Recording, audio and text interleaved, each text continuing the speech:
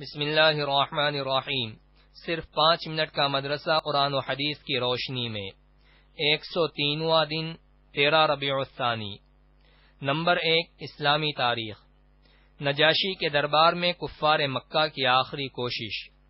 جب کفار قریش بادشاہ نجاشی کے دربار سے اپنی کوشش میں ناکام ہو کر نکلے تو عمرو بن عاص نے کہا کہ میں کل بادشاہ کے سامنے ایسی بات کہوں گا جس کی وجہ سے وہ ان مسلمانوں کو بالکل ختم کر ڈالے گا۔ اگلے روز عمرو بن عاص نے نجاشی کے پاس آ کر کہا کہ یہ لوگ حضرت عیسیٰ کی شان میں بہت ہی سخت بات کہتے ہیں۔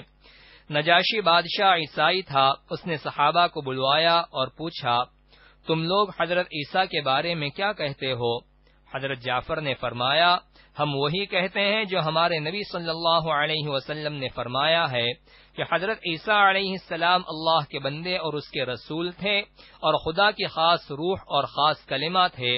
نجاشی نے زمین سے ایک تنکا اٹھا کر کہا، خدا کی قسم مسلمانوں نے جو کہا ہے حضرت عیسیٰ ایک تنکے کی مقدار بھی زیادہ نہیں تھے، اور مسلمانوں سے کہا کہ تم امن سے رہو، میں سونے کا ایک پہاڑ لے کر بھی تم کو ستانا پسند نہیں کروں گا، اور کفار قریش کے تمام ہدیے اور تحفے واپس کر دینے کا حکم دیا، اور کہا کہ خدا نے مجھے رشوت کے بغیر حکومت و سلطنت عطا فرمائی ہے، لہذا میں تم سے رشوت لے کر ان لوگوں کو ہرگز سپرد نہیں کروں گا۔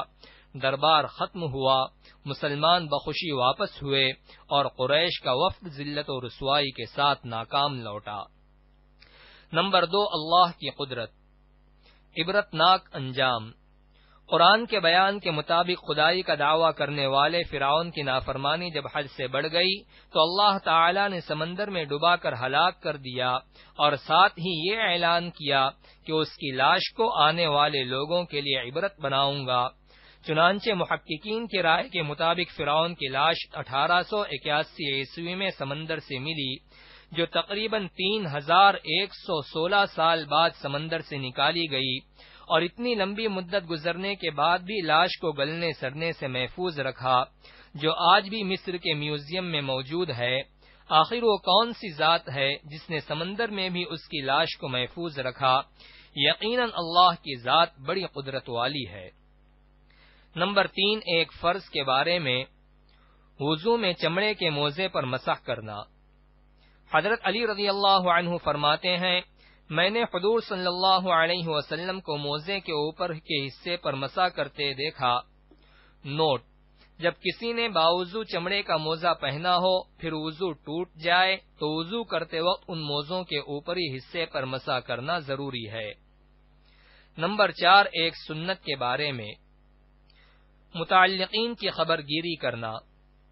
حضرت انس بن مالک رضی اللہ عنہ بیان کرتے ہیں کہ اہل تعلق میں سے کوئی شخص اگر 3 دن تک نہ آتا یا اس سے ملاقات نہ ہوتی تو آپ صلی اللہ علیہ وسلم اس کے متعلق معلومات فرماتے، اگر وہ باہر سفر میں ہوتا تو اس کے لیے دعا کرتے، اگر وہ موجود ہوتا تو آپ صلی اللہ علیہ وسلم اس سے ملاقات فرماتے، اگر بیمار ہوتا تو اس کی عیادت فرماتے۔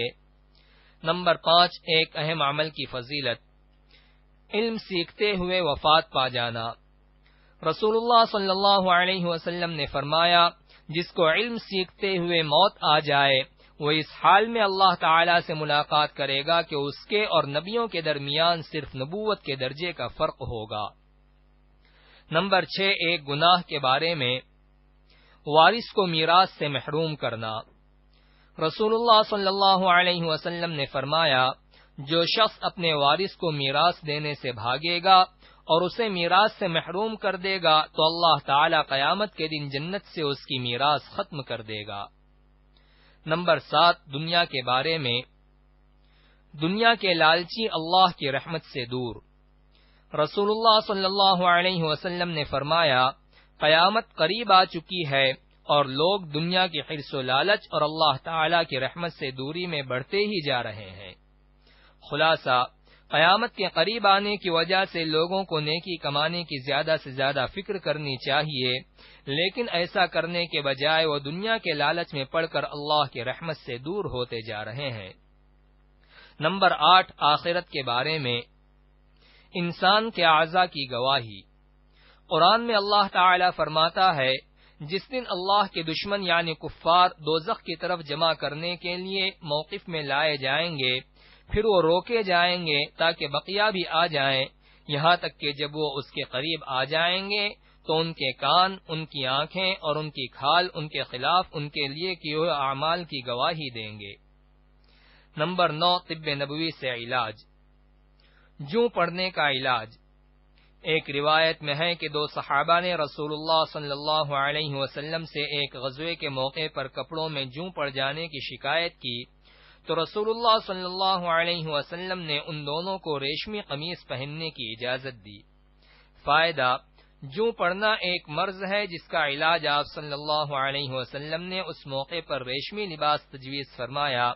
یہ لباس اگرچہ عام حالات میں مردوں کے لیے ناجائز ہے، لیکن ماہر حکیم یا ڈاکٹر اگر ضرورت کی وجہ سے تجویز کرے تو گنجائش ہے۔ نمبر 10، قرآن کی نصیحت۔ قرآن میں اللہ تعالی فرماتا ہے، تم صبح اور شام اپنے رب کو اپنے دل میں گڑ گڑا کر ڈرتے ہوئے اور درمیانی آواز کے ساتھ یاد کیا کرو اور غافلوں میں سے مت ہو جاؤ۔